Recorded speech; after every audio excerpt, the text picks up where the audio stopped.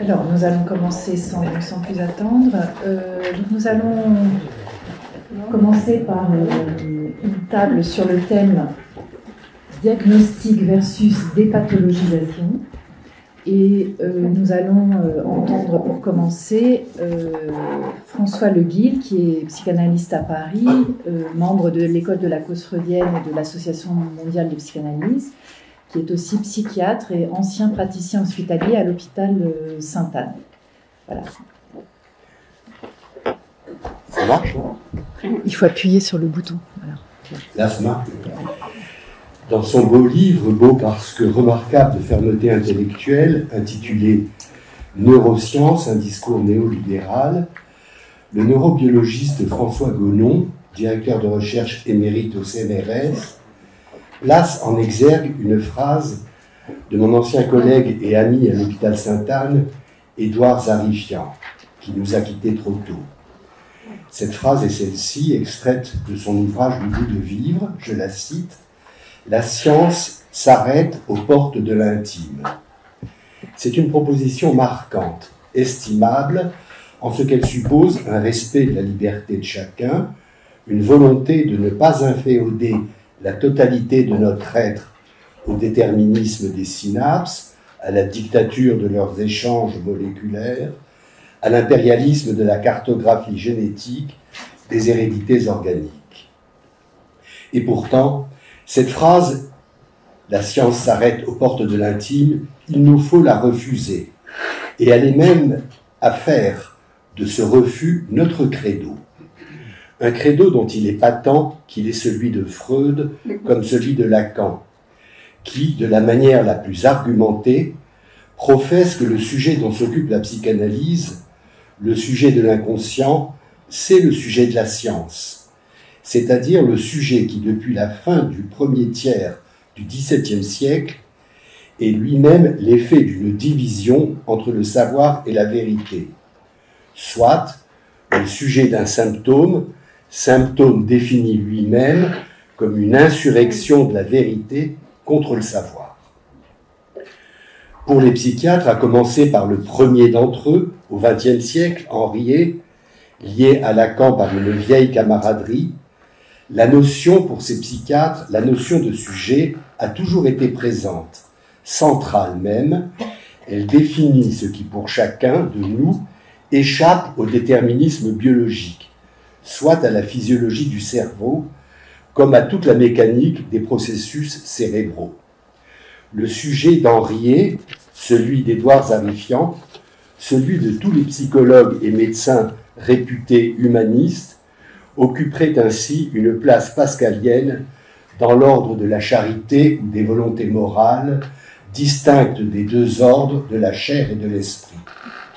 Pour eux, la science s'arrête aux portes du sujet, à celle de sa liberté supposée. Dès la fin de la Deuxième Guerre mondiale, Jacques Lacan définit ce sujet, à l'inverse, non pas comme ce qui découle d'une pratique sociale, mais comme l'objet d'une raison scientifique. Dès sa thèse, au tout début de sa carrière, au début des années 30, comme au commencement de son siècle, un Durkheim proposait d'étudier les faits sociaux comme des choses, Lacan annonce que c'est ainsi qu'il veut étudier les symptômes, comme on examine une chose, c'est-à-dire comme la vérité d'une cause matérielle qui s'oppose au savoir, une cause matérielle qui s'oppose à toute la somme de ce que l'on peut savoir sur elle, soit comme le manque éternel qui anime tout désir de savoir. Désir de savoir dont Jacques-Alain Miller a pu noter qu'il était la réalité d'un désir déployé, telle une passion de l'ignorance. Dire que cela a à voir avec la science se démarque d'une approche littéraire. Prenons l'exemple d'un François Mauriac, écrivant qu'il y a en chacun de nous une zone de silence, une zone où ce qui parle s'énonce et peut se connaître se tait. On sait qu'il logeait là rien moins que Dieu. Dans une page célèbre de son écrit consacré aux variantes de la Curtie, Lacan évoque cette affaire de silence d'une manière, on s'en doute, diamétralement opposée. Je le cite à la page 359.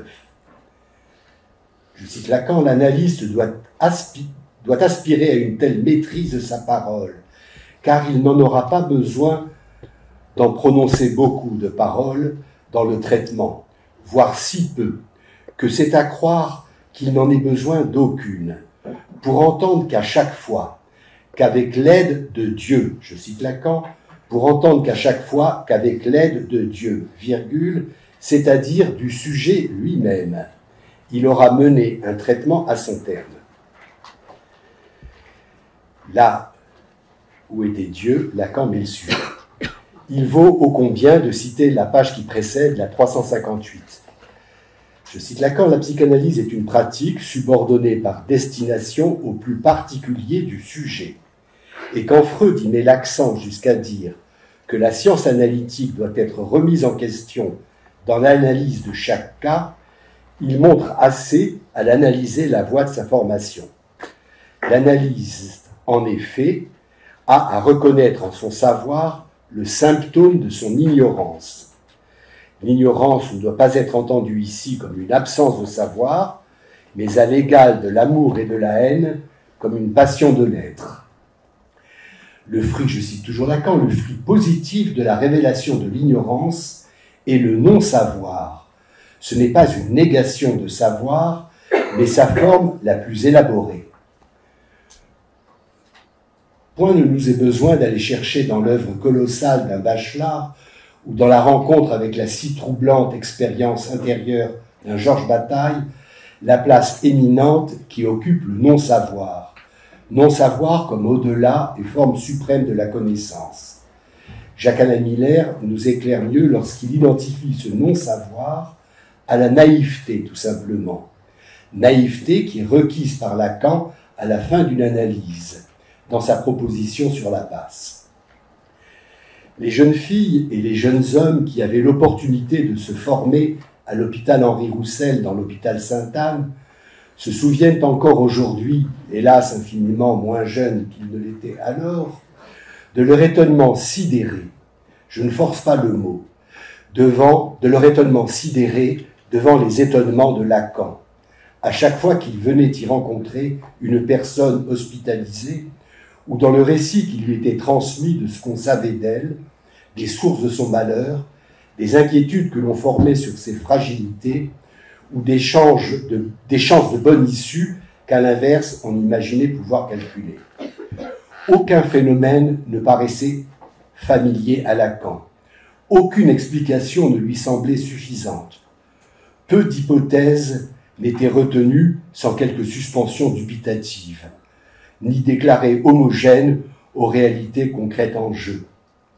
Jacques Lacan, dans ses présentations cliniques, c'était le règne fécond des surprises obstinées et de ce qu'il pouvait appeler, je le cite, ces trouvailles dont il disait qu'elles ne peuvent être que le prix d'une soumission féconde aux positions proprement subjectives du malade, positions qu'on force trop souvent à les réduire dans le dialogue au processus morbide, renforçant alors la difficulté de la pénétrer, cette position, d'une réticence provoquée, non sans fondement chez le sujet. Beaucoup reconnaissent ici le commentaire que Lacan fait après sa rencontre avec cette jeune femme qui revenait de chez le charcutier. Mais plus d'un quart de siècle avant, Lacan déjà dénonçait le culot académique d'attribuer la responsabilité de la réticence à l'humeur dissimulatrice du patient, alors qu'elle n'était, selon lui, que la réplique donnée à la conception autoritaire de l'entrevue médicale. Ainsi, je le cite dès sa thèse soutenue en 1932 à la page 212. Nous nous entretenions un jour, exactement un 2 mars, Lacan précise, avec notre malade. Les plans d'interrogatoire dont certains se targuent d'apporter le bienfait à la psychiatrie n'ont que peu d'avantages auprès de gros inconvénients. Celui de masquer les faits non reconnus ne nous paraît pas moindre que cet autre qui est d'imposer au sujet l'aveu de symptômes connus.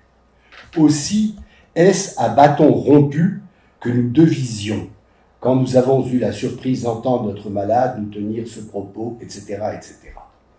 J'arrête là mon emprunt au jeune impétrant Lacan pour relever cet élément étrange qu'il note la date, un 2 mars, de sa pratique d'une devisée à bâton rompu. N'est-ce pas le témoignage de sa juste fierté, celle de prendre sa part d'une découverte brisant avec les mœurs de la faculté? Juste fierté, parce que si Lacan se targuera plus tard, je le cite, de son obédience scientifique, c'est qu'il ne considérait assurément pas que la science s'arrête aux portes de l'intime. Au reste, l'intime est bien souvent banal et de bien moindre intérêt que le style qui publie cet intime à l'occasion. Aussi, cet intime n'est pas notre objet, qui est celui des singularités subjectives. Ce n'est pas la même chose. Et que sont-elles, ces singularités, sinon ce qui s'oppose aux classifications, et qui s'y oppose dans l'héritage d'un Charcot, préférant l'existence des choses à ce qui n'est pas encore nommé, attentif en somme à ce que son presque contemporain Victor Hugo, dans ses Misérables, appelait le retentissement des causes dans les précipices de l'être. Oui, la singularité s'oppose aux classifications, et pourtant le paradoxe n'est pas mince, la singularité les crée ces classifications aussi bien. La singularité s'oppose aux classifications, mais elle les crée aussi. C'est bien à tort qu'on se moque de la succession des nosographies. L'histoire de la psychiatrie, entre la veille de la Révolution française et l'entre-deux-guerres du siècle dernier, témoigne autant de théories soucieuses de science, accoucheuses d'autant d'appareils taxinomiques censés parfaire les précédents. Nous nous souvenons certes qu'Émile Littré, citant Diderot, dit que l'ignorance est moins éloignée de la vérité que les préjugés. Mais pour caduques que soient toutes ces théories et ces nosographies psychiatriques, pour caduques qu'elles soient toutes devenues, et d'une caducité que ne réhabiliteront pas les inutiles nostalgies de quelques-uns de nos collègues excipant de leur goût pour les cliniques d'autrefois. Ces théories témoignaient toutes d'un désir particulier, d'une volonté d'investir le domaine des choses mentales à l'aide de la conception qu'il se faisait de ce que Lacan appelait les faits subjectifs. En collaboration avec Marcel Gaucher, la psychiatre Gladys Sven a montré cela dans des livres trop peu lus et consacrés à l'histoire du traitement moral de Pinel à Freud. À juste raison, on dénonce depuis bien plus de 10 ans quelle est à l'œuvre. Oui, à juste raison, on dénonce depuis bien plus de 10 ans l'ambition de la nouvelle clinique internationale psychiatrique, celle de proposer un système de classement qui, autant que faire se peut, soit soulagé de tout a priori théorique. Le bien connu désormais DSM-5, c'est-à-dire la 5e édition du manuel diagnostique et statistique des troubles mentaux, est le résultat déclaré, le produit quasi officiel d'une ambition d'observation pure. Sans être sophiste, nous savons tous que rien n'est plus idéologique que l'affirmation d'une démarche qui se vante d'être dépourvue d'idéologie. Notre propos ce matin n'est pas celui-là, mais de noter qu'à l'inverse des polémiques qu'il a engendrées, nous louerions presque ce DSM-5 en ce qu'il est parvenu à prouver que ce n'est pas une chimère, ce que le docteur Lacan appelait la destitution du sujet par la science. La revendication d'absence de théorie du DSM-5, c'est ce que Lacan appelle la destitution du sujet par la science. Voilà pour la louange faite au DSM-5. Pour le reste, on peut considérer que les auteurs de ce DSM font aussi partie de ce que Lacan appelait les tenants du mensonge incarné. C'est au nom de ce que, sans aucune emphase, on pourrait appeler un combat pour le respect de la fonction sujet, la formule est de Lacan, que Lacan a pu maintenir et défendre la pratique de s'entretenir devant un auditoire avec un ou une personne hospitalisée. Il le faisait à l'hôpital Henri Roussel, dans l'hôpital Sainte-Anne. Et c'est à Sainte-Anne, en 1972, qu'il se rend spécialement pour parler de cela. Il peut nous sembler qu'après plus d'un demi-siècle, sa plaidoirie n'a pas vieilli. Je la cite. Pourquoi parler aux psychiatres dans ce qu'on appelait autrefois, au temps où on était honnête, un asile? Les gens qui sont ici, les malades, au titre d'être entre les murs, sont tout à fait capables de se faire entendre. C'est en ça, je leur laisse la parole, et c'est en ça que consistent mes présentations de malades, cette sorte d'exercice qui consiste à les écouter, ce qui évidemment ne leur arrive pas à tous les coins de rue. 1972 ne débute pas n'importe quelle décennie.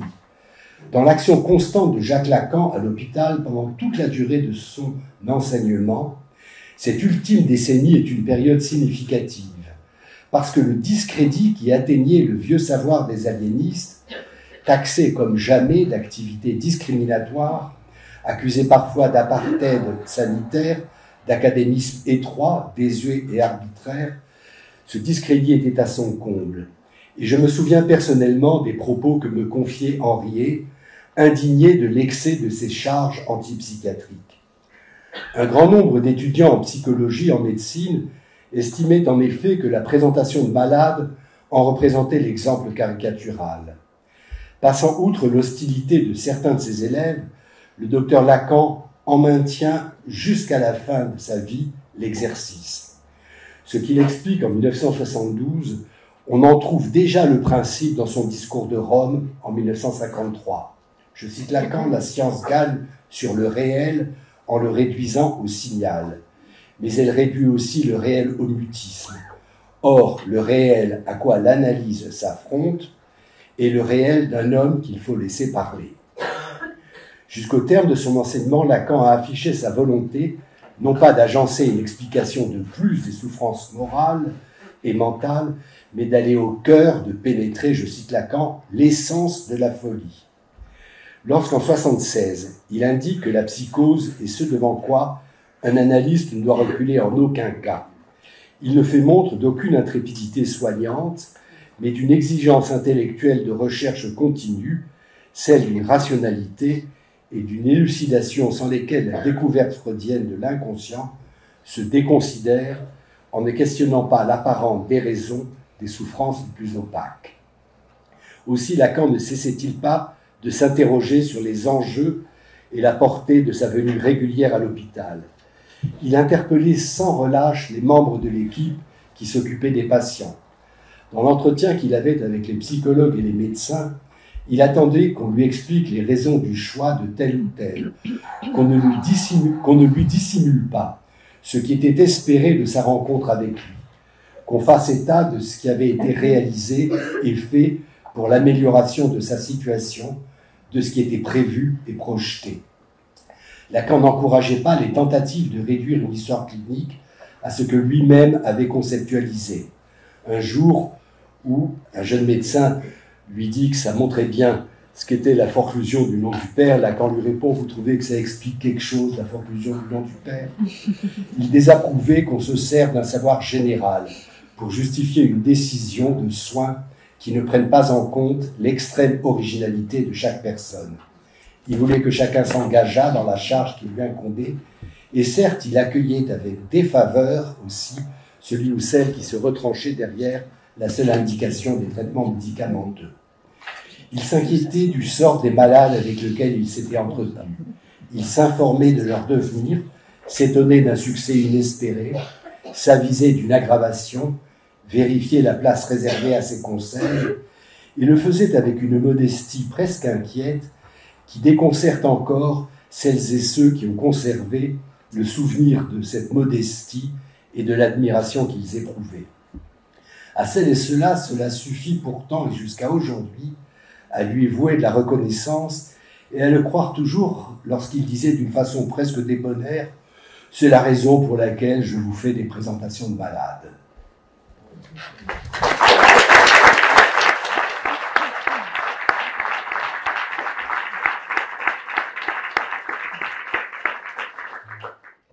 Un grand merci François Le Guil pour ce ce texte qui propose un tressage très fin sur l'abord psychanalytique de cette question de la singularité, en indiquant à la fois en quoi il est question de science, qu'il ne s'agit pas de renoncer, d'avoir un abord de l'intime qui serait uniquement littéraire, et en même temps comment il s'agit aussi de maintenir la fonction sujet. Enfin voilà, vous proposez ce texte très dialectique sur cette question. Je vais passer tout de suite la parole à notre discutante Adriana Campos. Je propose qu'on discute d'abord les textes au fur et à mesure, et puis après, n'hésitez pas, les intervenants, si vous souhaitez faire des remarques sur les textes des autres intervenants. Adriana. Oui, je vous remercie énormément de cette intervention que j'ai eu la chance de pouvoir lire avant ce matin, ce qui m'a donné un peu les temps de bien entendre certains points. Le temps de la déchiffrer. Vous nous éclairez sur des notions complexes, tout en les articulant au plus concret de la pratique du psychanalyste et particulièrement aux présentations des malades de Lacan. Je soulèverai 2 points et 2 questions, simplement pour lancer la discussion, vous laissez parler. Donc, vous partez de la phrase d'Édouard Zafirien: la science s'arrête aux portes de l'intime, pour nous indiquer en quoi la conception de Lacan de la subjectivité s'oppose à cette phrase. Ce n'est pas simplement parce que la science de la psychanalyse s'intéresserait à l'intime du sujet. C'est pas ça. C'est pour la définition que Lacan fait du sujet. En tout cas, quand il dit que les sujets de la psychanalyse et les sujets de la science. Dans la mesure où les sujets et l'effet de la division entre les savoirs et la vérité. Et donc, une première question, c'est comment entendre, d'une certaine manière, cette articulation, cette division entre les savoirs et la vérité, dont les sujets étaient faits. C'est du côté du sujet qui se trouverait la vérité, et que, d'une certaine manière, les savoirs constitués, c'est les sujets qui font exception à un savoir constitué, c'est les sujets qui représentent un savoir à venir, et d'ailleurs, vous savez aussi soulever la dimension du symptôme confessant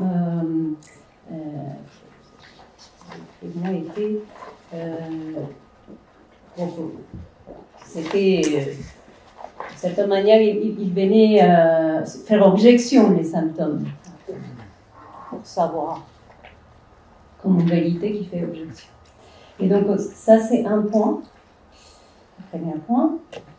Et vous faites valoir que pour faire place, pour faire advenir la subjectivité, il est nécessaire non simplement, comme on entend beaucoup aujourd'hui, de libérer la parole, d'écouter, etc., de laisser parler la personne qui n'accueille. Certes, il est question de ça, mais il est question surtout d'y opposer la passion de l'ignorance.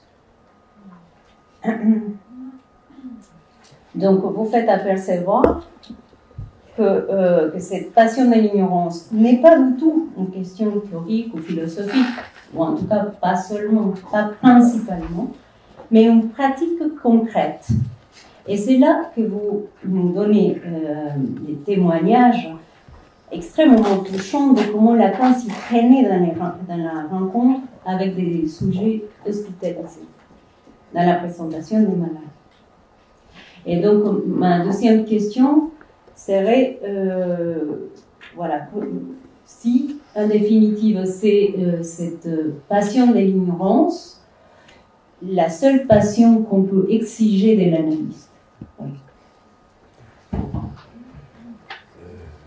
La deuxième question, oui, tout à fait. si on identifie la passion de l'ignorance au désir de savoir, comme le propose Miller, tout à fait, effectivement, c'est cette surprise que réclamait Freud pour chaque cas et pour chaque séance, et que Lacan confirme des variantes de l'archétype. Et d'ailleurs, ça répond en partie à la première question, au fond, comment comprendre le fait que Lacan date l'apparition du sujet moderne à cette division du savoir et de la vérité. Ça veut dire tout simplement que tout le savoir qui est énoncé sur moi et tout ce que je sais de moi ne dit rien de ce qu'est je. Voilà. Et qu'au fond, nous sommes sans arrêt animés par cette vérité qui creuse tout le savoir et ça anime toutes les revendications justifiées de singularité subjective parfois. Alors, la séparation du savoir et de la vérité, il y a une phrase qu'on cite rarement, qui est celle de Lacan en janvier 1977. Il faudrait quand même bien s'apercevoir que la psychanalyse n'est pas une science. J'ai toujours pensé que cette injonction de Lacan, il faudrait quand même bien s'apercevoir qu'il y a une personne qui est visée là, c'est Lacan lui-même. C'est que quand même Lacan, jusqu'en 70, ou jusqu'à son séminaire La logique du fantasme, pensait qu'il allait contribuer à donner les pierres fondatrices de la science que Freud avait fondée. Lacan parlait de la science analytique. Et la fin d'enseignement de Lacan, c'est que faire avec une discipline qui ne doit rien céder sur les idéaux de la science, mais qui n'a pas les moyens que la science moderne a, c'est-à-dire ceux de sa vérification. Et ça, je crois que toute la fin de l'enseignement de Lacan est dans ce cri, il faudrait quand même bien commencer à s'apercevoir que la psychanalyse n'est pas une science. Voilà. Une autre phrase que, bon, je finis à propos de savoir la vérité, une autre phrase qu'on cite rarement, c'est ce que Lacan dit aux Italiens, j'abhorre la philosophie. Je trouve étonnant qu'on ne commente pas cette phrase. J'abhorre, c'est-à-dire j'exècre, je déteste. La philosophie, c'est dégoûtant. Quand on ne dit pas j'abhorre les philosophes. Mais vraiment, on voit qu'à la fin de sa vie, il y a un divorce entre ce que Lacan cherche et tout ce qui se sait de ce qu'on dit que serait l'objet de sa recherche. Oui, mais il n'arrête pas de parler, il n'arrête pas de reprendre des textes de philosophes. Descartes l'accompagne toute sa vie, mais Platon et Aristote. Mais on n'est absolument pas obligé d'aimer ce dont on se sert. Non, mais quand on dit qu'on déteste, qu'on abhorre, c'est qu'on est touché de près. Je crois que c'est fondamental que la psychanalyse, qui n'existerait pas s'il n'y avait pas eu la psychiatrie avant, qui n'aurait même pas été inventable s'il n'y avait pas eu la psychiatrie avant, c'est fondamental que la psychanalyse doit avoir pour ennemi principal la philosophie, dans sa pratique. Ah oui, oui. Pour adversaire, il ne faut jamais oublier que c'est l'ennemi. Et la science biologique. C'est-à-dire qu'on ne combat un ennemi que si on sait le respecter dans son intégralité. Bon, merci. Je propose de passer à la séquence suivante, et puis aussi il reste du temps à la fin, on rediscutera tous ensemble. Donc je vais passer la parole à Marie-Hélène Brousse, qui est psychanalyste à Paris, membre de l'école de la cause freudienne et de l'Association mondiale de psychanalyse, et qui a été longtemps enseignante au département de psychanalyse, une enseignante marquante, on pourrait dire. Il y a les phrases marquantes et il y a les enseignantes marquantes du département. Voilà, on vous écoute, Marie-Hélène. Merci. Quand on s'engage au déchiffrage d'un thème, ce thème résonne de façon éparse. Un éparpillement produit par cet engagement, un éparpillement de termes, un éparpillement de significations, un éparpillement de références. Puis s'impose un ordre. Cet ordre s'appuie à la fois sur des traces mémorielles sur le thème et sur les modèles reçus de la tradition de toute l'argumentation, qui est diverse selon les disciplines évidemment. En ce qui concerne ce thème, la singularité dans la clinique, c'est imposé d'abord à moi l'histoire. La petite, la mienne, celle qui m'a constitué. Ces traces dont chacun de nous est marqué et dont la psychanalyse avec Freud a marqué l'importance. Parce qu'il n'y a pas de par-l'être sans histoire singulière. Vraiment, on n'en rencontre pas. Même quand on cherche à la refouler, à la dénier, elle est là. Il va falloir faire avec. Ça, c'est ce que je voulais dire avant de commencer. Ce terme de singularité est admirablement choisi pour célébrer et définir la clinique psychanalytique, mais aussi le département de Paris 8, né du désir de quelques élèves de Jacques Lacan, désir auquel Lacan souscrivit, à sa façon. Ma propre trajectoire de vie s'en est trouvée dessinée. Je n'ai pas oublié les enseignements d'Alain Gros-Richard, qui furent les premiers que j'ai reçus, et son accueil chaleureux. Je n'ai pas oublié l'éblouissement que produisirent les séminaires de Jacques-Alain Miller, puis ses cours. Je n'ai pas oublié mon arrivée au secrétariat du département à l'intérieur de la plaque de Vincennes, parce que le déménagement à Saint-Denis n'avait pas encore eu lieu. Le département de psychanalyse, en effet, se singularisait de multiples façons à Vincennes. Il était ordonné, la peinture y était propre, le secrétaire y était accueillant, il fournissait des réponses précises sur les cours et les enseignants aux étudiants qui les demandaient. Époustouflé, j'ai été.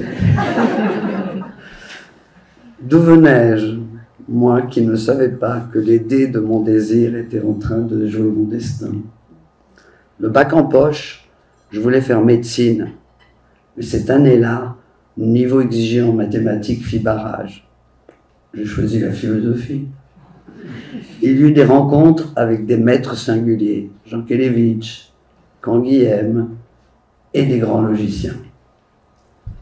Mais ce n'est pas au savoir que je dois avoir rencontré la psychanalyse. Je le dois au profond mal-être, au désarroi produit par le symptôme. J'étais devenu prof, j'aimais pas trop ça, mais je butais sur une énigme. Qu'est-ce qui singularise les femmes, comme être parlant? Autant dire qu'inhibition et symptômes ne me semblaient pas les meilleures des réponses. Le militantisme n'en présentait pas d'autres, sous forme d'objectifs collectifs, mais néanmoins adverses. Contre les idéologies, les classifications, les groupes, mais avec l'histoire, la logique, je me dirigeais vers la cure qui fut la rencontre attendue avec les formations de l'inconscient et de l'interprétation, les mots, matière même de la clinique, du déchiffrage et du retournement meubien des symptômes que permet l'équivoque. De la cure et de son déploiement surgit un désir de savoir, lire Freud, lire Lacan, débattre, écouter, entrer dans le dessin de Lacan quand il fonda son école. Être ici aujourd'hui avec vous tous sur ce thème me permet de mettre en pratique le paradoxe de cette discipline du singulier qu'est la psychanalyse, pas sans la pluralité. Un paradoxe en effet, car la psychanalyse utilise, comme d'autres disciplines, des classifications, effectue des diagnostics, pensée classée, pour reprendre le texte de l'ouvrage merveilleux de Georges Perec. C'est en effet un des fondamentaux du fonctionnement de la cognition chez les par-lettres dès la petite enfance. Classés par forme, par couleur, par poids, par préférence particulière. La liste est infinie. Nous ne vivons pas sans cela. Qu'est-ce que tu préfères? Une glace à la vanille ou une glace au chocolat? La vie est faite de ces micro-choix, dont la plupart sont inconscients au sens freudien, puisqu'ils mobilisent les pulsions et les objets à cause du désir, via les expériences passées et à venir, aléatoires, mais jamais insignifiantes et toujours traumatiques. Je reviens de la campagne où j'ai rencontré un entrepreneur de maçonnerie, un homme très compétent dans sa discipline. Après avoir réglé les questions du choix des matériaux à employer pour les travaux dont je lui passais commande, nous avons pris un café au coin du feu. Dans le cheminement de cette conversation banale, en rien singulière, il en vint tout d'un coup à me parler d'un souvenir d'enfant très précis. À l'âge de 4 ans, lui était venue une idée qu'il n'a jamais oubliée. Ce fut, me dit-il, une vraie drôle de marque. Quelle était cette idée? L'idée qu'il ne savait pas comment il était venu habiter son corps. Ce corps, normal, mais aussi singulier car le sien. Ce corps qu'il avait. Il avait trouvé cette idée absurde, mais il ne l'avait pas oubliée. Il me dit alors que bien qu'élevé par ses parents dans la religion catholique, il avait à cette occasion découvert qu'il ne croyait pas en Dieu. On entend clairement dans ce souvenir inoubliable qui fait marque pour lui une opposition entre être et avoir. Il a ce corps, mais il ne l'est pas. J'ai repensé au cogito dont j'ai étudié il y a longtemps les innombrables versions qu'en a donné Lacan au cours de son enseignement. L'ultime, passée à la puissance de l'interprétation par l'équivoque, est absolument merveilleuse. Je le pense, P-A-N-S-E, donc je les suis. Retour au réel du corps. Voilà un exemple clinique de ce qu'est la singularité. Pas de singularité sans l'autre, mais toujours détaché de lui, cet autre du symbolique qui n'existe pas. Et là, je me suis senti poussé à aborder la question par la logique. Je me suis cramponné à quelque chose. M'est venu en travaillant sur ce que j'allais vous dire pour honorer ma dette au département de psychanalyse, qui ne sera jamais honorée, une autre éjaculation de Lacan. Elle m'apparaît comme un moyen de cerner la singularité en choisissant de ne pas en rester au binaire grammatical S1, S2 ou singulier pluriel grammatical. Non que ce binaire ne soit pas enseignant, il l'est tout à fait, comme toutes les paires signifiantes, Damien l'a montré. Nous y reviendrons peut-être. Cette jaculation, vous la connaissez. Yadlin. C'est le titre du numéro 107 de la revue La cause du désir, dont Laura Sokolovsky était alors la rédactrice en chef. Sont publiées dans ce numéro les 2 leçons du cours de Jacques-Alain Miller, l'orientation lacanienne, l'un tout seul, en date des 16 et 23 mars. Amusant de retrouver ici un binaire. Comment Jacques-Alain Miller aborde-t-il ce Yadlin? Vous savez que ça s'écrit de manière très particulière. Y-A-D, apostrophe, L-U-N. Serait-ce un moyen d'attraper la singularité telle qu'elle apparaît dans la discipline de la cure? Jacques-Alain Miller revient au logicisme de Lacan en l'opposant à l'ontologie, philosophie de l'être, en opposant à l'ontologie, philosophie de l'être, l'énologie, doctrine de l'un. L'énologie est restreinte quand l'ontologie est abondante. D'où nous abordons l'un, nous le trouvons dans le discours réduit à son noyau. C'est le signifiant un. À ce titre, il préside et conditionne l'être. C'est une citation de Jacques-Alain Miller. L'énologie domine donc l'ontologie. Mais ce 1, poursuit Jacques-Alain Miller, n'a rien à voir avec la suite des nombres. Il n'est pas le nombre 1, car il est 1 tout seul. C'est à la fois la marque du manque dans l'autre qu'il n'y a pas, la pure marque d'une différence. S'appuyant sur sa lecture de Frege et celle que Lacan en fit, Jacques-Alain Miller pose que cet originel 1, préalable au nombre, est mis au travail dans l'analyse. Passant à Bertrand Russell, dont nous dit-il, la trouvaille est de diviser le dit et le dire, Jacques-Alain Miller pose alors une série d'oppositions. Je vais les énoncer. Sinn, description définie en allemand, Bedeutung. Signification, référence. Être, au niveau du signifié, existence, au niveau signifiant. Sens, réel, pour les opposer de façon simple. C'est bien à l'opposition du sens et du réel que nous mène Lacan. Le réel ne peut que s'écrire en petites lettres mathématiques, mais on peut le rencontrer, puisqu'il revient toujours à la même place, on finit par le rencontrer. Et le rencontrer implique de s'y cogner. Boum.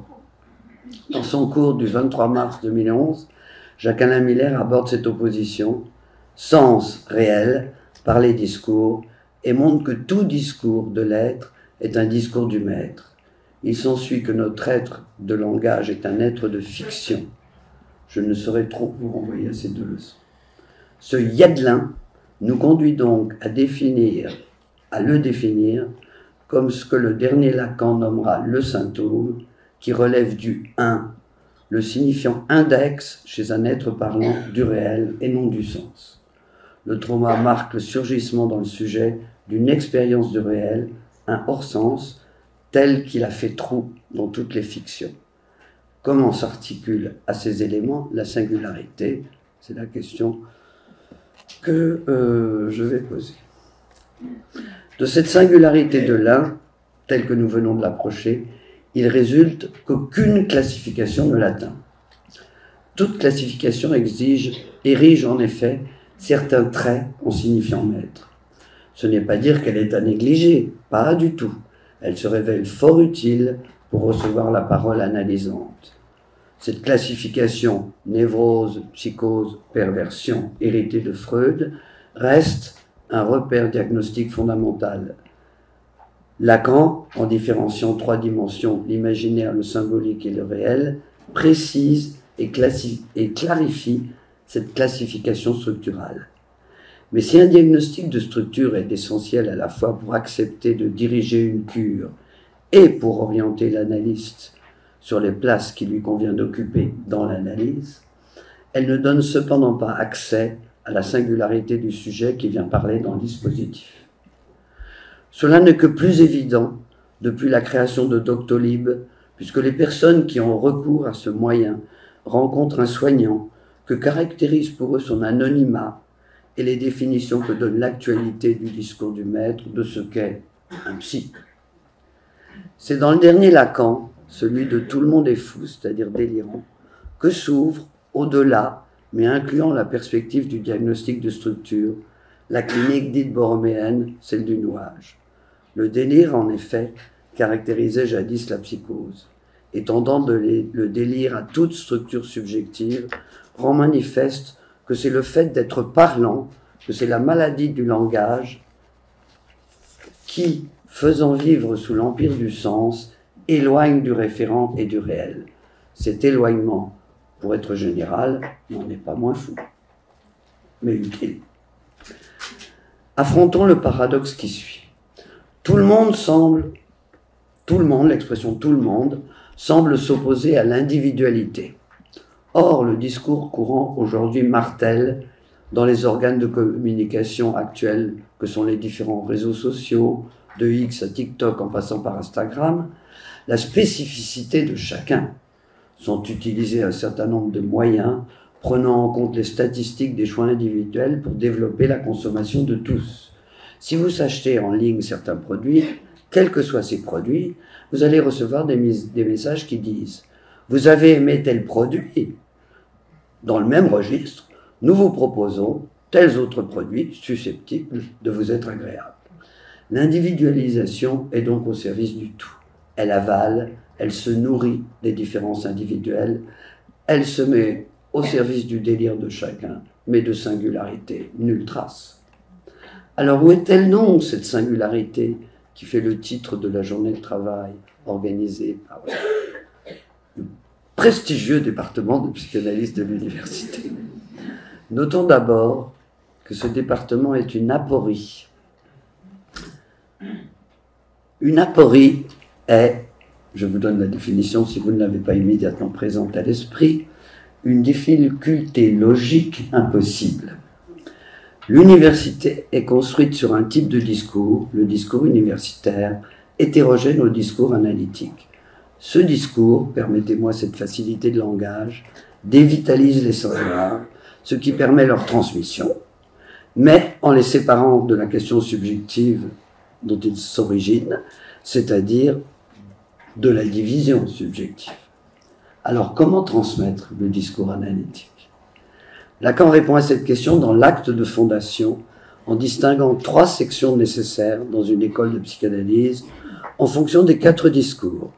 La section de psychanalyse pure, soit praxis et doctrine de la psychanalyse proprement dite, la section de psychanalyse appliquée, soit thérapeutique et clinique médicale, et la section de recensement du champ freudien, c'est-à-dire tout le reste, tout le reste des discours. Celui ou celle qui enseigne au département de psychanalyse et non à l'école de la cause freudienne s'oriente de cette répartition dans la transmission qu'il ou elle effectue. Dans tous les cas, en rejetant l'impuissance, il s'agit de se confronter à l'impossible. Dernier point. C'est encore à l'impossible que l'on s'accroche dans la direction d'une cure analytique. Transformer le symptôme comme impuissance, qu'il est, ou motif d'angoisse, laisse entrevoir de quelle nature est la solution que le sujet a fait sienne pour régler son rapport au réel. Jacques-Alain Miller à Turin compara, me semble-t-il, la cure au judo, sport où il s'agit de prendre appui sur la prise de l'adversaire pour le faire tomber et s'y dérober. Je pense alors à l'équivoque et à la matérialité, terme inventé par Lacan pour attraper la matière verbale dans la parole analysante. Tu l'as dit, entends par ma voix ta singularité inconnue de toi-même. Cette singularité est l'armature de ta plainte, mais c'est aussi le noyau d'impossible de ce qui peut advenir comme ta solution. La singularité est donc le point de réel dans chaque par-lettre. Dans une analyse, il ne s'attrape que du symptôme, point d'ancrage du yadelin, hors sens, en nous. Et le désir et l'amour.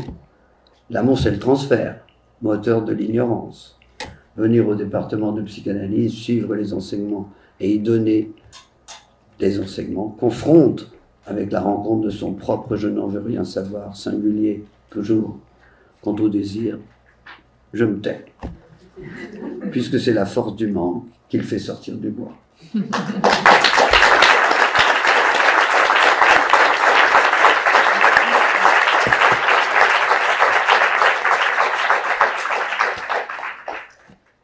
Merci beaucoup, Marie-Hélène, pour ce texte. Et, je me disais que toi, tu as la singularité de vitaliser le savoir.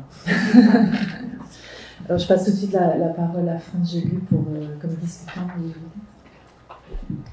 Alors, merci Marie-Hélène pour ce texte qui emprunte au départ, comme vous l'avez fait remarquer, les détours un peu presque d'un témoignage, puisqu'il s'agit d'une d'histoire singulière avec un petit H, donc de votre rencontre avec ce département, le département de psychanalyse, l'enseignement de Lacan, celui de Jacques-Alain Miller et également la rencontre avec la cure, comme vous en témoignez.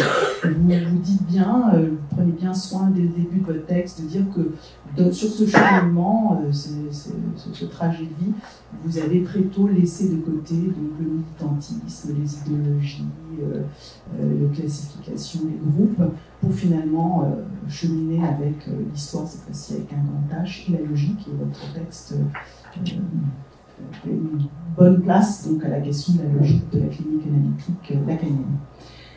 Alors, donc, et ces rencontres singulières vous ont permis donc, ensuite d'aborder la question de la singularité telle qu'elle est visée en psychanalyse, par le biais donc, de cette célèbre jaculation du dernier Lacan, donc Yadla. Alors, juste une petite remarque avant de vous poser deux questions.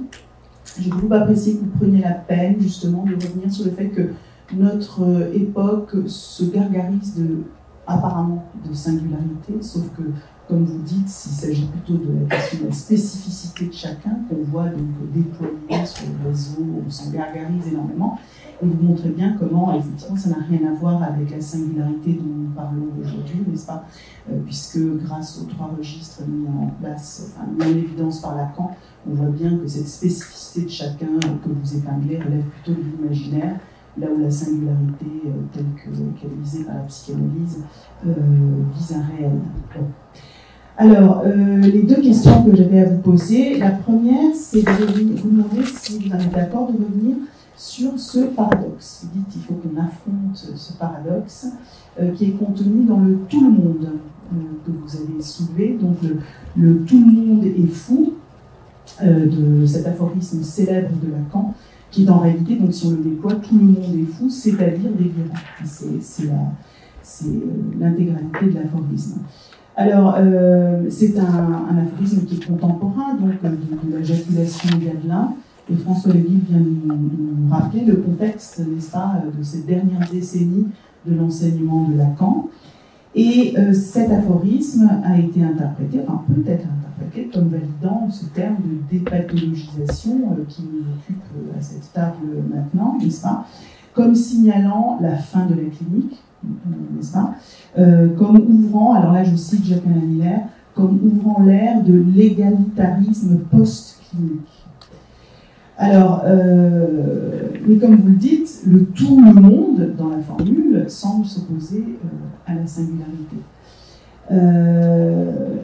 Mais encore, là, comme le dit Jacques Alain Miller, je le cite, si on déploie l'intégralité de la formule, l'imputabilité de folie et de délire relève encore de la clinique, hein, puisque parler de folie et de délire, donc effectivement, c'est parler de clinique. Et donc, finalement, donc, si on déroule la formule, tout le monde est fou, c'est-à-dire délirant, ça revient à valider la fin de la clinique, mais dans des termes qui appartiennent à la clinique, comme il le dit. Alors, tout l'enjeu serait donc, comme dit Jacques Almer, de sauver la clinique en dépit de cette dépathologisation. C'est ce qu'il dit, c'était dans son texte, qu'on trouve là aussi dans La cause du désir, puisque Laura Sokolowski l'avait fait établir, c'est le texte qu'il avait donné pour lancer l'étude pour le prochain congrès de l'AMP qui a eu lieu en 2024, tout le monde est fou. Alors, effectivement, comment est-ce qu'on arrive à résoudre ce paradoxe? Alors, c'est assez amusant, puisque Jacques Alain Miller, à ce moment-là, évoque la dialectique de Monseigneur Dupont-Loup, je ne sais pas si vous vous rappelez, donc, qui articulait thèse, donc le principe absolu et l'hypothèse, donc, qui était justement, qui introduisait un peu un relatif, quelque chose d'un peu plus relatif. Et je me disais que, donc, pour en venir à votre texte, c'est un peu ce que vous faites quand vous nous rappelez, et c'est très précieux, me semble-t-il, que l'analyste va à la fois se servir pour s'orienter dans la cure du particulier de la classification, on vous dit bien, ça va nous orienter quand on choisit de prendre en analyse des patients, voilà, de diriger la cure et non pas le patient. Et donc, à la fois, donc, ça articule le particulier, on va dire, de la classification, mais tout en faisant toujours une place à la singularité du paraître. Et effectivement, c'est ce que vous dites quand vous dites que la clinique des nœuds n'exclut pas le diagnostic de structure. Donc, c'était ma première question. Et la deuxième, très courte, de revenir sur la question de l'enseignement, parce que vous y avez fait de nombreuses fois référence. Vous avez été effectivement une enseignante très appréciée du département, dont on se rappelle. Moi, je me rappelle. Et donc, deuxième question concernant l'enseignement. Je vous demandais si vous pouviez revenir donc, justement sur cette hétérogénéité, comme vous dites, du discours analytique et du discours universitaire, Et là encore, dans le même texte que je citais, Jacques Lien rappelait que cet aphorisme de Lacan, tout le monde est fou, apparaît dans le texte que tu as cité, Aurélie, Lacan pour Vincennes, où Lacan écrivait en toutes lettres que la psychanalyse n'est pas matière d'enseignement. N'est pas matière d'enseignement. Oui. Voilà. Bon. Beaucoup de super questions.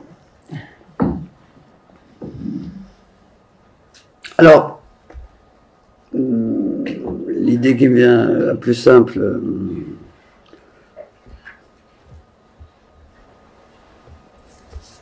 il y a des diagnostics contemporains, populaires, très populaires dans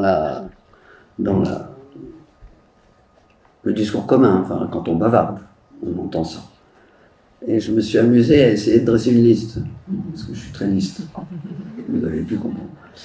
Donc, les bipolaires, moi je suis bipolaire. La notion de burn-out, j'ai fait un burn-out. Il y a beaucoup de gens qui arrivent chez nous en disant j'ai fait un burn-out. Bon. Ou bien, j'ai fait une très mauvaise rencontre, j'ai rencontré un pervers narcissique.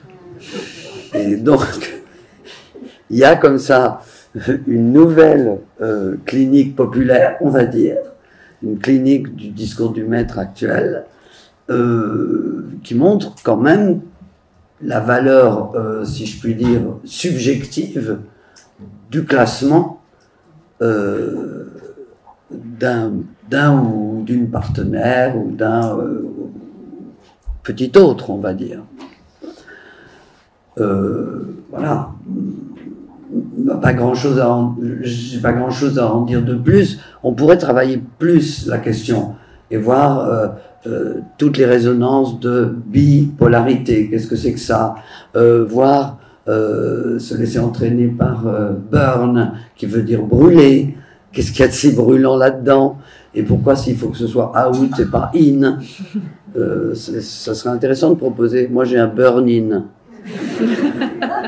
Ça arrive d'avoir des burn-in quand on est très en colère, par exemple. Bon. Pervers narcissique, évidemment, aussi. J'ai une théorie sur le pervers narcissique. Une théorie. On la veut. Tu la veux? Bon, je vais la voir. La théorie du pervers narcissique, pour moi, est la suivante. Je me réfère à la topologie, enfin, aux différentes instances freudiennes. Narcissisme, donc moi idéal, idéal du moi et surmoi.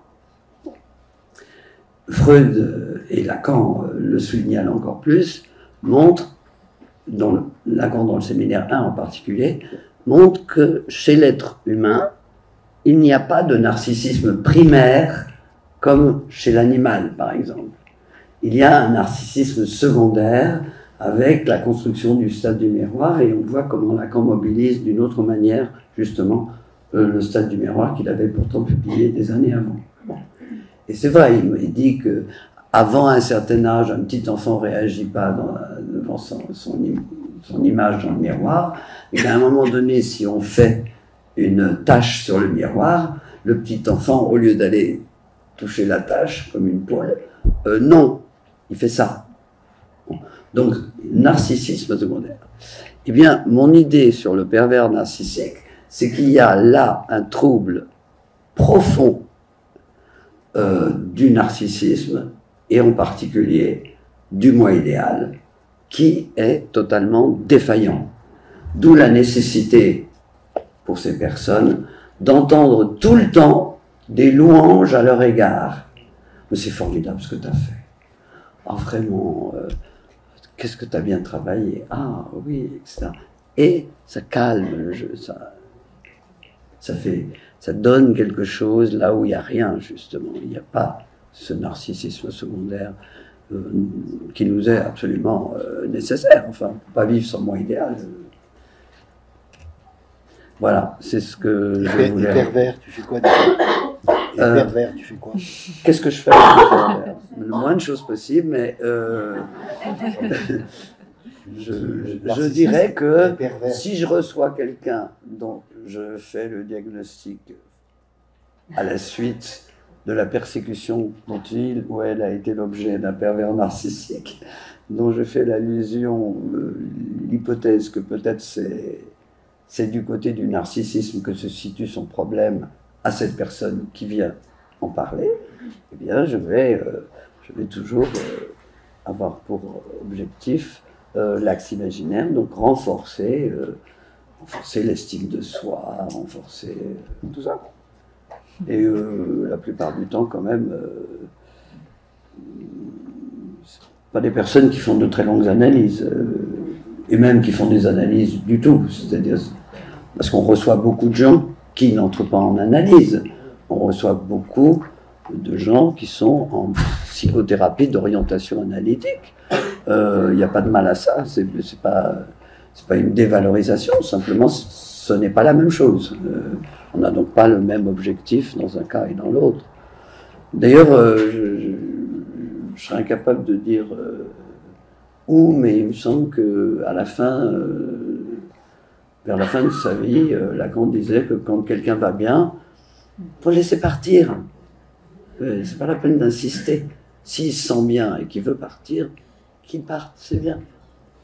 Il y a pas. C'est seulement dans le cas d'une analyse entre guillemets didactique qu'on est beaucoup plus exigeant.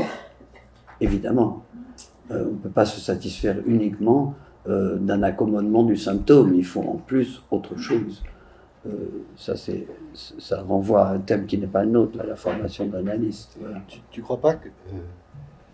moi, je trouve que pervers narcissique, c'est l'exemple typique d'une catégorie nosologique dont on connaît parfaitement les raisons de sa création au début des années 70, dont on connaît absolument les auteurs qui ont soutenu cela, et au fond, c'est une catégorie narcissique dont on peut penser qu'il faut absolument la combattre si on veut maintenir la clinique, c'est-à-dire si on ne veut pas que la clinique déborde sur la sphère morale.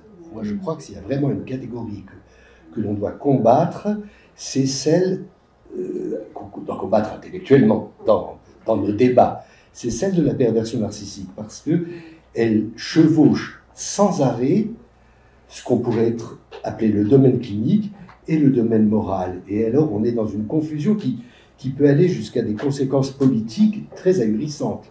J'ai lu récemment le livre de quelqu'un dont toute la formation est sociologique, qui attaque un homme public dont on peut penser qu'il a raison de l'attaquer ou pas, c'est pas le problème, mais qui est entièrement fabriqué avec cette catégorie de perversion narcissique. Moi, je trouve que c'est vraiment une catégorie dont on doit absolument se méfier. Elle est, je pense, une perversion de la clinique. Écoute, je ne suis pas du tout en désaccord avec toi, au contraire. Oui, je suis sûr. C'est simplement que moi, je faisais une série entre différents termes qui sont apparus dans le discours de tout le monde, pas des psychanalystes ou des psychologues, vraiment le discours public sur Instagram partout, où vraiment j'ai constaté une montée comme ça. Au moins, j'ai pas fait rien de systématique, ça vaudrait le coup de le faire. Tu nous as parlé de perversion bipolaire. Moi, idéal, moi, c'était très très précieux ce que tu as dit.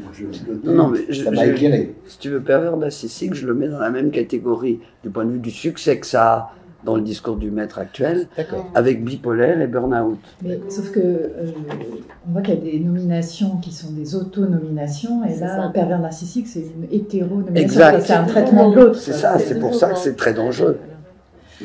Enfin, c'est surtout très défensif. Voilà.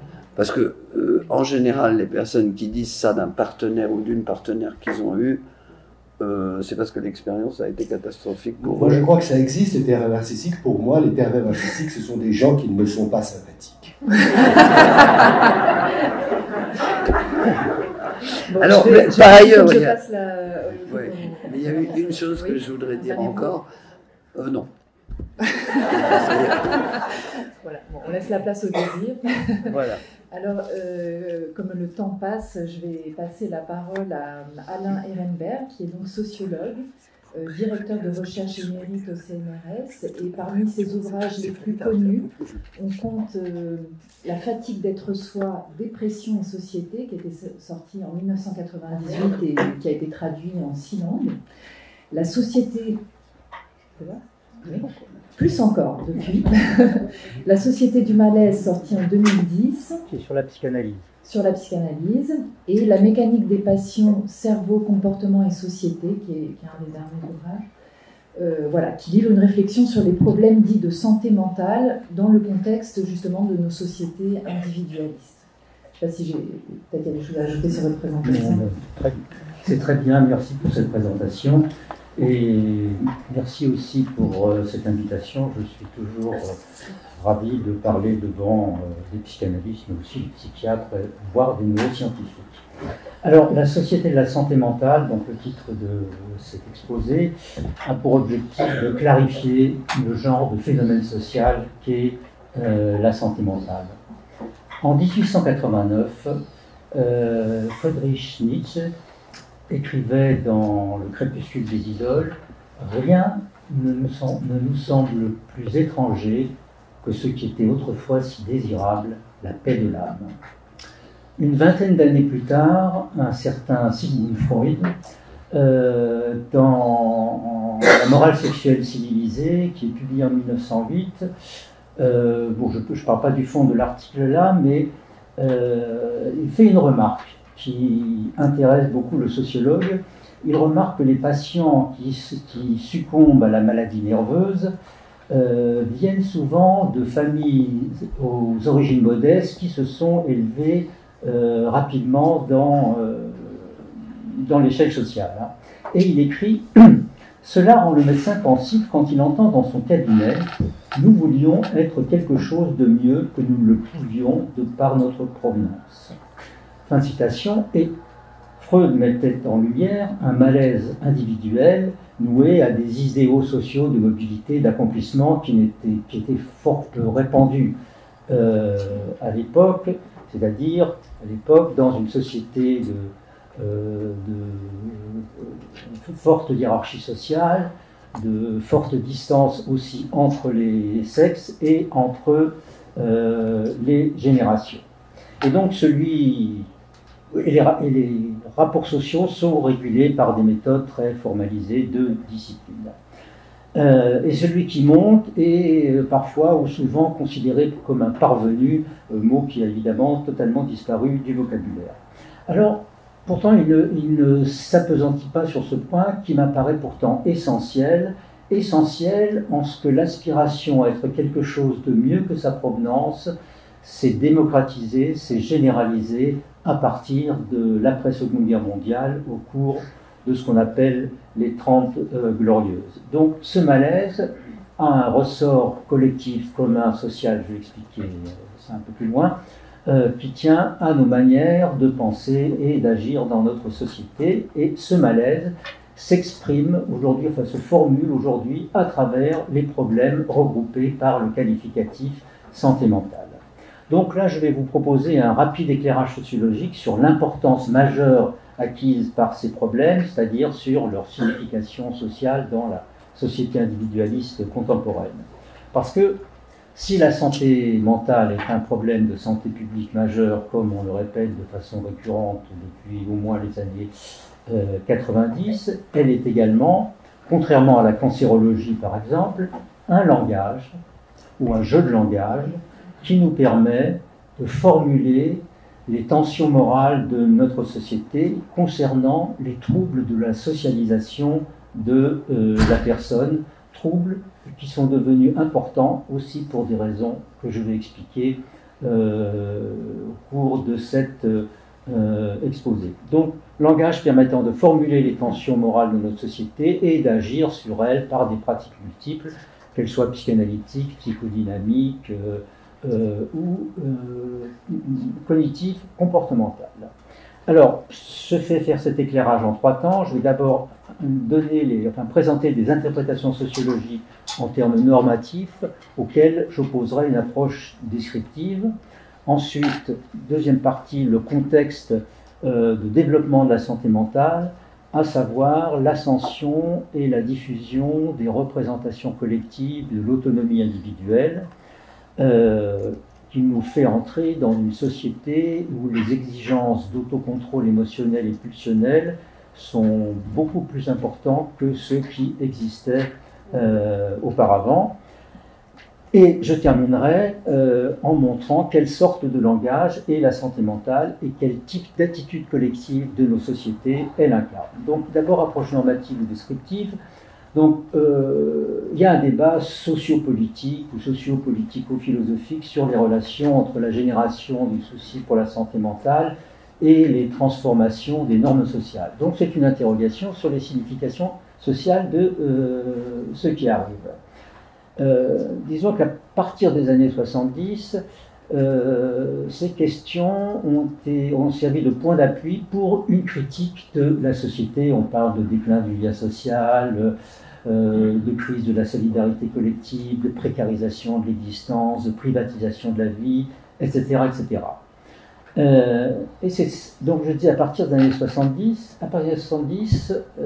je vais partir de ce point, un nouveau malaise dans la culture est en effet proclamé, qui s'appuie sur une observation des psychanalystes suggérant que l'on avait beaucoup moins affaire aux névroses classiques qu'à des pathologies narcissiques. Je cite juste une toute petite citation. Dans l'argument d'une revue de psychanalyse consacrée au cas difficile en 1990, on peut lire dans l'argument, qui est écrit par Baranès et je ne sais plus qui, avec le narcissisme, la psychanalyse semble évoluer vers une théorisation de l'insécurité plus que de l'interdit. Fin de citation. Les psychanalystes notent que les patients sont affectés d'une insécurité intérieure continue.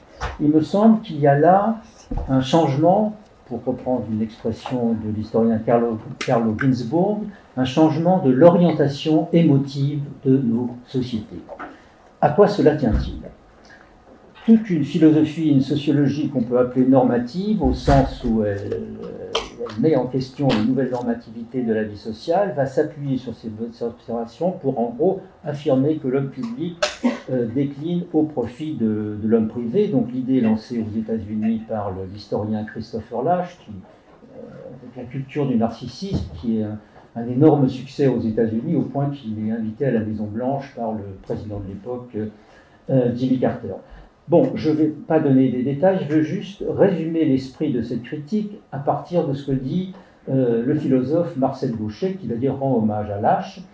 Et Gauchet estime qu'un, je cite, un individualisme de déliaison ou de désengagement qui donne lieu à des pathologies du vide intérieur se développe. En gros, le fondement de la thèse se ramène à une proposition, c'est que les populations sont aujourd'hui plus désorganisées qu'hier en fonction de l'accélération de la dynamique d'individualisation qui n'est plus tempérée ni par la coercition sociale qui tenait les individus, ni par le conflit psychique qui les structurait. Donc le verrou de l'obligation sociale aurait sauté. Alors, il n'y a évidemment aucune raison de contester les observations des changements dans la psychopathologie faites par les psychanalystes. En revanche, il y en a de le faire concernant l'interprétation sociologique, à savoir l'affaiblissement du public, des liens sociaux, etc. Donc, ça implique de clarifier ce dont on parle quand on parle de liens sociaux, de social, de collectif ou de commun. Les approches normatives reposent sur une confusion en fait extrêmement courante, et là qu'il faut dépasser pour comprendre ce qui se passe, une confusion entre individu et individualisme. Ce n'est pas du tout la même chose. Cette confusion conduit justement à opposer l'individu et le collectif ou le social de la société, alors qu'il s'agit des deux faces de la même pièce.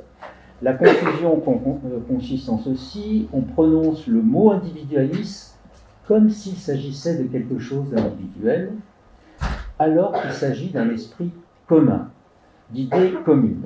En 1898, Émile Durkheim dans un article qui s'intitule « Les intellectuels et l'affaire Dreyfus ». Alors quel rapport entre les intellectuels, l'affaire Dreyfus et l'individualisme? Eh bien, tout simplement, c'est que l'extrême droite accusait ceux qui soutenaient l'affaire Dreyfus d'être des individualistes, donc détruisant la société. Donc dans cet article, Durkheim écrit qu'il faut arrêter de confondre individualisme avec égoïsme ou utilitarisme, aujourd'hui on dirait avec narcissisme.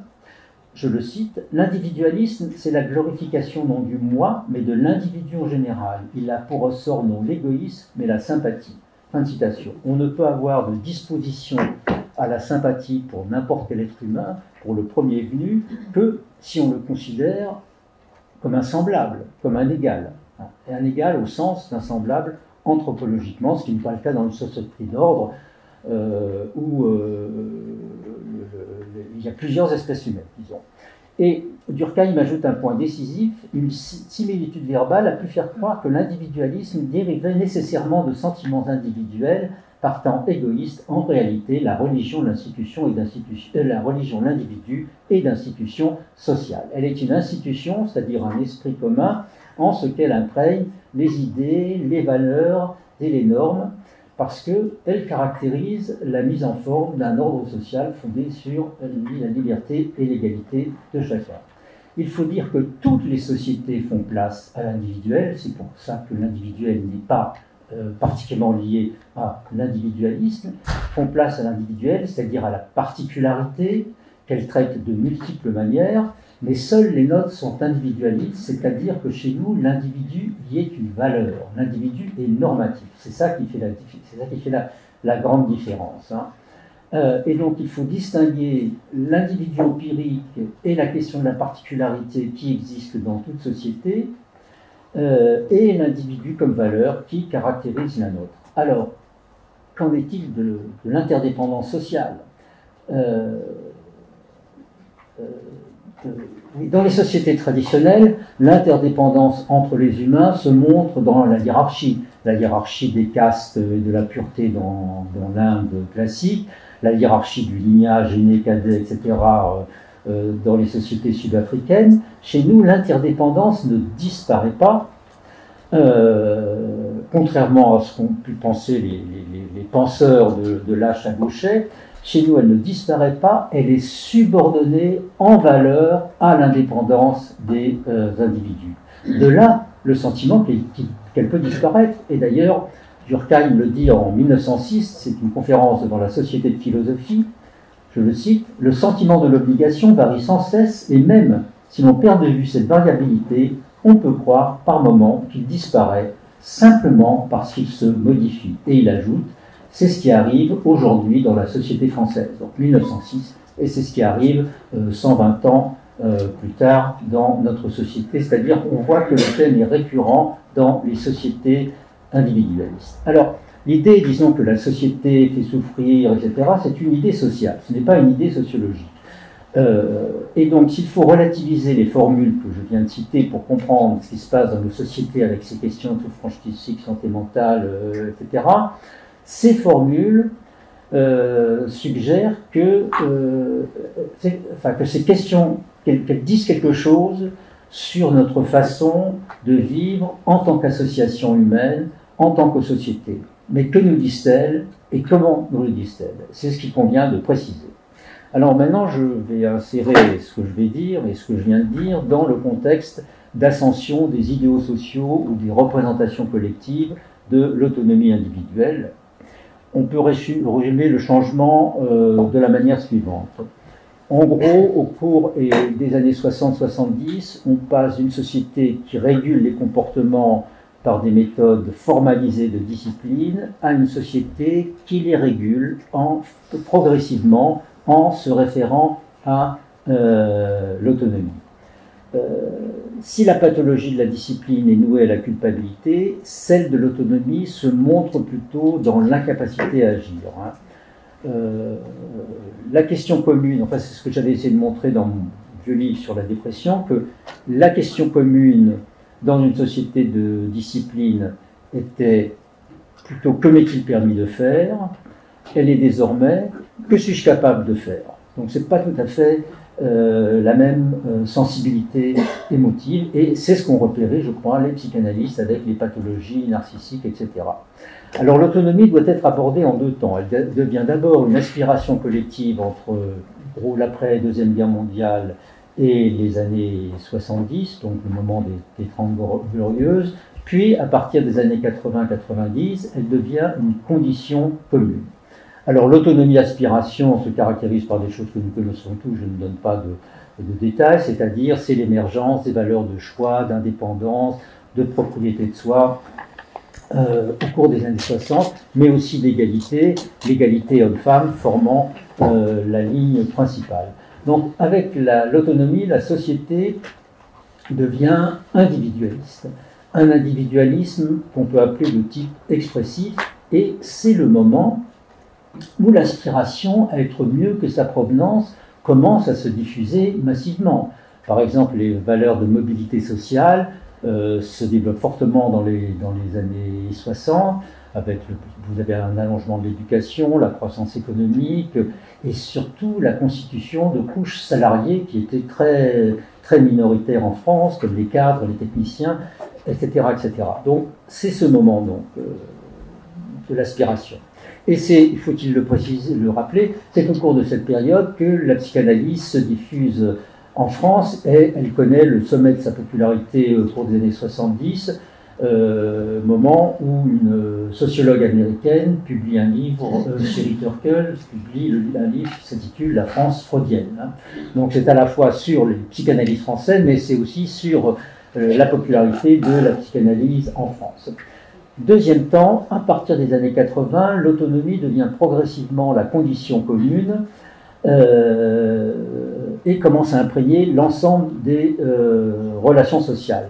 Donc on a une accélération, un approfondissement de la dynamique de choix, pensez au mariage pour tous ou au changement de sexe, et puis d'autres éléments. Un deuxième élément tout à fait nouveau, c'est la valorisation de l'action, de l'initiative individuelle, de la responsabilité individuelle. Et je dirais que si la phase de l'autonomie-aspiration était une révolution expressive, celle de l'autonomie-condition est une révolution de l'action individuelle, c'est-à-dire qu'on est rentré dans une société où l'on attend de chacun qu'il soit plus ou moins l'acteur de sa carrière professionnelle comme de sa maladie.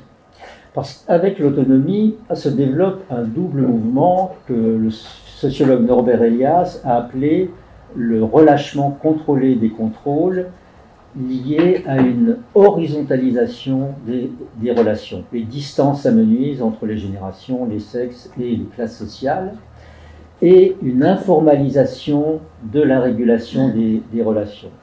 Informalisation par rapport aux méthodes formelles de discipline. Et donc se produit un relâchement contrôlé, ce qu'il appelle un relâchement contrôlé des contrôles.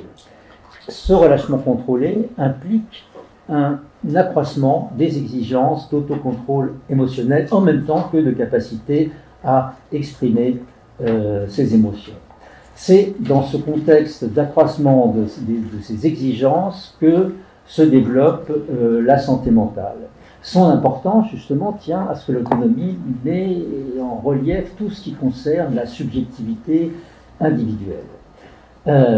Mais pourquoi la santé mentale est-elle un langage pour traiter des désordres de socialisation de la personne dans le contexte de l'autonomie normative? La spécificité des pathologies mentales dans la morbidité humaine, c'est qu'elles concernent tout à la fois les idées, délires, hallucinations, les émotions, les sentiments moraux comme la honte et la culpabilité. Elles sont, pour reprendre la vieille expression d'Henriet qui a été citée tout à l'heure, elles sont des pathologies de la liberté qui affectent la socialisation des individus. Et donc on doit considérer que ce que nous, les modernes, appelons des pathologies mentales, sont des troubles fonctionnels de la socialité, que l'appellation désigne des ratés de la socialisation. Ce sont donc des troubles de la personne en tant que personne. Alors, parce que la santé mentale concerne la socialisation de l'individu moderne et son éventuel destin dans la vie, elle représente une reconceptualisation de la santé en général, c'est-à-dire avec la santé mentale, les contingences des relations sociales sont au cœur de la santé, et donc la santé mentale représente, de ce point de vue, l'entrée des relations sociales dans la santé. Elle représente ce que j'appellerais l'attitude individualiste à l'égard des contingences des relations sociales. Alors je vois que j'ai un peu dépassé mon temps, je vais... Non, c'est bon? Ok, alors j'en ai encore pour... Oui, c'est bon, 5 minutes? Ok. C'est pourquoi ces pratiques sont bien entendu à la fois des manières de soutenir son être moral pour faire face à la contingence des relations sociales, et en même temps, ça permet de réguler socialement des comportements. Parmi ces formes de régulation, il y a évidemment les psychothérapies, la psychanalyse, comme les thérapies comportementalo-cognitives. Tout d'un coup me revient à l'esprit la publicité d'un gourou américain, une publicité d'un gourou américain pour la psychothérapie. Je vais d'abord en anglais, je traduis. Help me, help you, help you, help you. Aidez-moi à vous aider, à m'aider à vous aider. Bon, ça doit parler à des psychanalystes. C'est typiquement la formule d'une régulation informalisée. L'un des plus puissants idéaux de cette société de l'autonomie et conditions, c'est ce que j'appelle l'idéal du potentiel caché, c'est-à-dire l'individu capable, quelles que soient ses difficultés, ses handicaps, etc., de connaître des accomplissements en transformant ces handicaps par un appui sur un potentiel à mettre en lumière. Cet idéal, c'est la forme sociale spécifique par laquelle des populations diagnostiquées malades mentales et traitées jusqu'alors au sein d'institutions que le sociologue Erving Goffman avait appelées des institutions totales. C'est la forme sociale spécifique, je disais, par lesquelles ces personnes sont devenues des individus capables non seulement de connaître les accomplissements malgré le mal qui les atteint, mais parfois, plus encore, grâce à lui. Grâce à lui, la figure d'identification, c'est l'autiste, Asperger ou de haut niveau, qui est passé des fins fonds de l'arriération mentale au statut de super-individu via les promotions des valeurs de la neurodiversité, l'incapacité devenant une différence positive, une capacité à se diriger par soi-même de manière spécifique, singulière, différente. Je vois d'ailleurs maintenant des articles de psychiatrie ou de santé mentale, on parle de neurotypique ou de neuroatypique. Donc il y a un vocabulaire. Bon là, il faudrait ensuite faire un développement sur les neurosciences, mais je ne sais pas le lieu de le faire. C'est pas le lieu de le faire aujourd'hui. Il y a une formule qui me semble résumer une formule employée par une personne atteinte de schizophrénie. Après une séance de remédiation cognitive, il dit au professionnel qui s'en occupait: avant notre travail, j'étais un handicapé, mais depuis, je suis devenu un handicapable. Et je trouve là, il y a une formule sociologiquement follement lucide, si je puis dire, qui caractérise la personne atteinte sans doute de psychose aujourd'hui, mais plus généralement l'individu contemporain tendu entre handicap et capacité. Alors pour terminer en un mot et revenir sur le début, l'enchevêtrement des questions mentales et des questions sociales montre que la santé mentale est plus qu'une exigence de santé, c'est un langage de la fortune, de la contingence, de l'adversité, dans lequel se dit des choses très importantes pour nous, l'échec, la réussite, l'injustice, la justice, le bien, le mal, et c'est dans le langage de la santé mentale que s'expriment aujourd'hui de nombreux conflits de la vie en société. Pensez à la souffrance au travail maintenant, la souffrance au travail depuis les années 90, et c'est aussi dans son vocabulaire que nous puisons des raisons d'agir sur ces questions. C'est à travers son vocabulaire que nous comprenons nos mots personnels aussi comme des mots communs, et dans ce jardin des espèces pathologiques que regroupe la santé mentale, nous avons trouvé un langage pour la forme individualiste de l'inquiétude humaine, c'est-à-dire pour la crainte que la nécessaire dissolution des liens de dépendance sans laquelle il n'y a pas d'individus libres et égaux ne conduisent à une séparation réelle. Elles sont, pour reprendre l'expression de l'anthropologue Andras Zampleni, les affections électives de la société de l'homme individu. Je vous remercie.